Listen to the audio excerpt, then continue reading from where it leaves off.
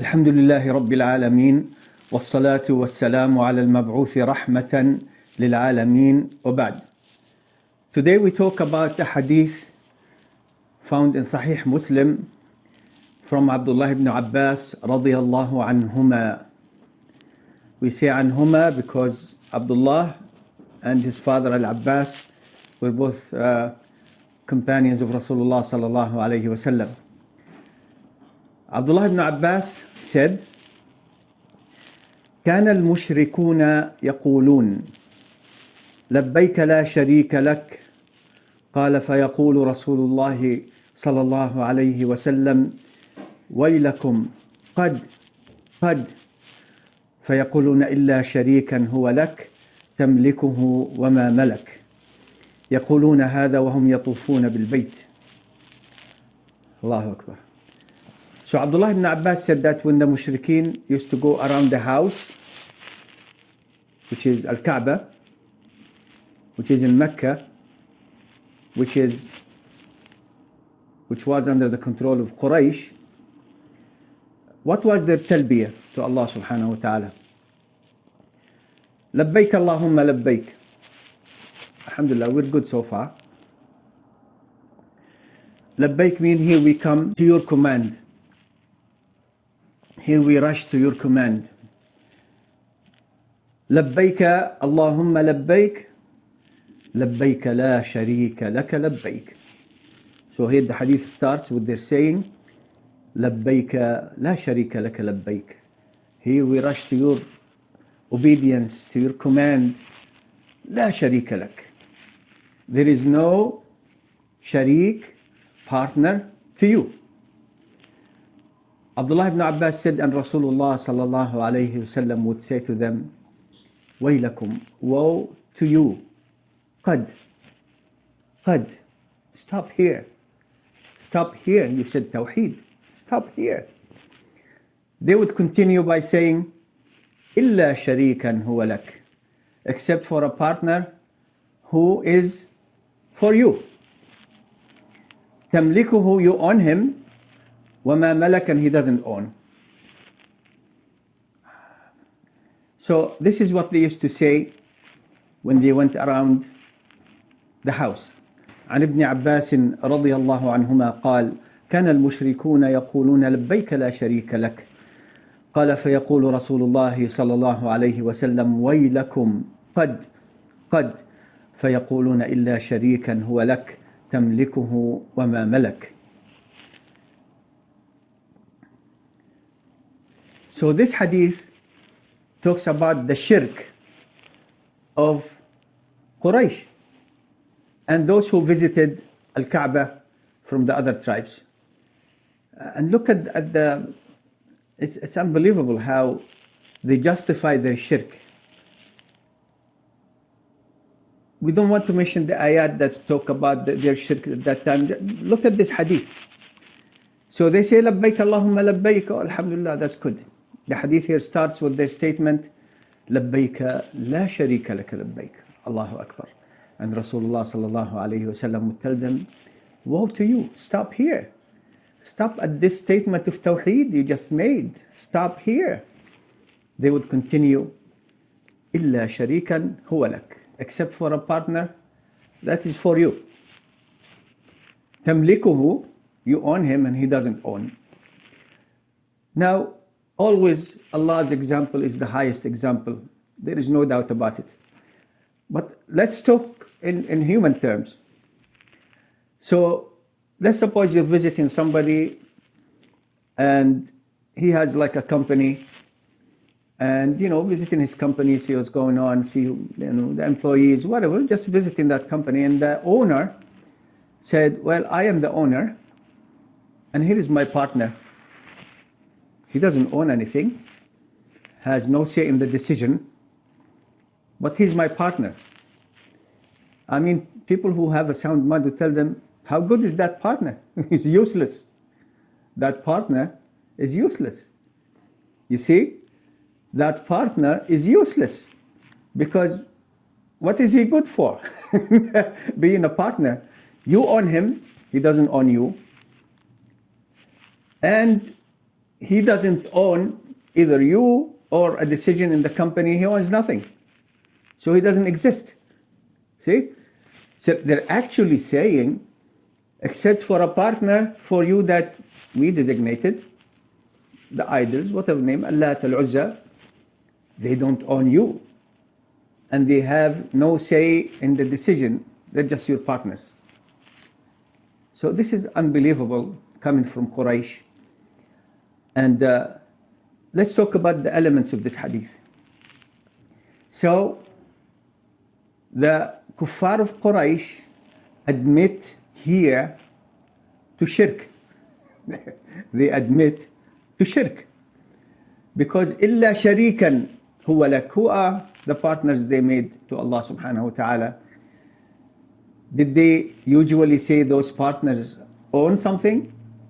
They have any say in the affairs of the life, of this dunya, of anything, of the creation? In fact, Allah subhanahu wa ta'ala stated in the Quran, وَلَئِن سَأَلْتَهُمْ مَنْ خَلَقَ السَّمَاوَاتِ وَالْأَرْضَ لَيَقُولُنَّ اللَّهِ. So when you ask them, if you ask them, who created the heavens and the earth? They will say Allah. Allah. They didn't say Allah created anything, Al-Uzza created anything. That's the usual. Maybe some of them did, but that's the usual aqidah they had. It was shirk, and they admit to it. They admit that their practice of calling on the mushrik, the shirk that they ascribe to Allah, the shuraka they ascribe to Allah, like the angels, like the prophets or the righteous people, like the idols, that they don't own anything. They said it. They're saying it here. لبيك لا شريك لك لبيك إلا شريكا هو لك ملكته وما ملك. So they are saying what we're doing is shirk. How can I say it even more clear? Okay, let me think about how to say it again to satisfy some of today's hypocrites who claim that invoking others besides Allah is not shirk, and confusing the ruling about the person who says it and how we can consider this person in this life, and the ruling. It doesn't matter what the intention the person has in his heart when they're invoking the dead, a stone. What's the difference between a stone and Allah and Al-Uzza? They're the same, both all stones. Invoking someone who's absent, a tree, a bird, who knows? An angel, a prophet, Isa, Muhammad sallallahu alaihi wasallam, who are dead. Muhammad and Isa, Isa is with Allah. He didn't die yet. But Muhammad sallallahu alaihi wasallam, who's at a higher status than Isa alayhi salam and all the other prophets, he's dead. So when they call these people, this person confuses the person with the ruling. So if the person can come up with a justification, if there is any such justification for invoking a dead person, maybe ignorance, okay, but that's a different story, different section of this issue. The first section is the act itself. It's shirk. Kuffar Quraish know about shirk more than Yasir Qadhi with a PhD from Yale, and from Hamza Yusuf. Hamza Yusuf says that the Christians, they don't really believe in three gods. They really don't. Then in a couple of sentences said they believe in three gods. Of course they believe in three gods. What are you talking about? What kind of Christian you used to be? I mean, I can guarantee you, and I'm saying it, alhamdulillah ta'ala, I fear only Allah.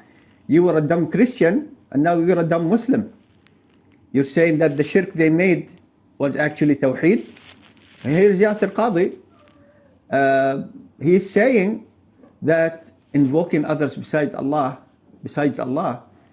is not shirk, it's a haram, it's a bid'ah. Well, every kufr, every shirk is a haram and a bid'ah too. what type, the level of it. So confusing falsehood with truth, this is the habit of the Jews. وَلَا تَلْبِسُوا الْحَقَّ بِالْبَاطِلِ in Surah Al-Baqarah. Allah subhanahu wa ta'ala directing His commandment to the Jews. Do not confuse truth with falsehood. Now, separate truth from falsehood. Now, you're saying that because this person has a reason, whatever it is, he's not believing that the tree and the dead person, the absent person, and the stone, that they are independent from Allah. They have independent actions. You know, this is what makes their action haram and a bid'ah. No, this is what makes their situation, if somebody is caught, as Imam Ibn Baz, who Allah knows about shirk and tawheed, far superior to this modern day hypocrite, munafiq. I call him munafiq, I'm not shy about it. Imam Ibn Baz said, if somebody caught doing these things, what they're doing is kufr. How we consider it in this life is kufr. However, if there is a judge, the judge will ask this person before exerting punishment, why are you doing this? Why? If it is ignorance, if it is something they can offer, but the act itself is shirk. And this is why they refer them to the judge. They don't go to the judge and say, well, this guy just did something haram, okay, go repent. No, he did something shirk. That's why they refer them to the judge to decide if what they said was out of knowledge in what they're doing or not. So let's go back to what the kuffar of Quraish used to say. Now the kuffar of Quraish used to admit in the statement we just made, made from them, read from them, that what they're doing was shirk. إِلَّا شَرِيكًا هُوَ لَكَ. And they were invoking the dead people, their ancestors, they're invoking the angels, invoking righteous people, invoking Allat al-Uzza and other idols. They're invoking them for help, for support, for whatever it is they wanted, any need. Partly because they say, these are our intercessors with Allah. Partly because they believed that these people can deliver. Also, add that to their belief that these people cannot deliver. How can shirk make any sense? It doesn't make any sense. Shirk does not make any sense. Just like the statement of theirs, well, if the sharik that you call to Allah doesn't own Allah, Allah owns him, has now no say in the affairs, why would you call them? Call Allah. See? That's why Allah says, وَقَالَ رَبُّكُمْ ادْعُونِي أَسْتَجِبْ لَكُمْ. If you want deliverance for your needs, for your invocations, what should you do? وَقَالَ رَبُّكُمْ, and your Rabb said, ادْعُونِي. And we heard Rasulullah sallallahu alayhi wa sallam, his hadith, collected by Abu Dawood and others, authentic hadith, إِنَّ الدُّعَاءَ هُوَ الْعِبَادَةِ. That dua, invocation, is ibadah. And ibadah pertains to what? Uluhiyya, ilahiyya of Allah subhanahu wa ta'ala. That's why you're invoking, that you want Allah subhanahu wa ta'ala to give you things. If you invoke a dead person who can't help himself, or a tree that you can cut it down and burn it, or a stone that you can, demolish it completely, why are you calling these things? For no reason? The suggestion itself contradicts even the understanding of the Mushrikeen during the time of Quraish. They understood Tawheed more than Hamza Yusuf and his likes, and Yasir Qadi and his likes. Are you crazy? Somebody standing there next to a stone. Really, I have problems. I didn't have hamburgers for a few days. I need some hamburgers. By the way, some pretzels, maybe, and juice. Why are you calling the stone? For no reason. Can the stone deliver anything to you? No, I never saw the stone knock at the door during the time of the pandemic. We left the food at your doorstep, outside. No, because they know they can deliver. They have nothing. But they invoke them because they want, things from them, and they believe that they can deliver. Otherwise, they wouldn't have called them. So, yes, they call them because they want something. Also, they might also confuse Iman with shirk by believing Allah is the one who delivers. But they're calling a tree, calling a stone. Why are you standing next to the stone, for no reason? It's a nice day, good weather. I just like the stone. MashaAllah, it's nice. It's a black stone. It's really, like the stone I fell on my back 3 years ago. It's a nice stone. It's been sitting there, I think, in the park where and it couldn't help itself. If they come and move it and haul it, they should throw it somewhere else. There's nothing that the stone can do to defend itself. What kind of nonsense is this? Let me summarize. The kuffar of Quraish, Mushrikeen of Quraish said, except for a partner that you own who doesn't own.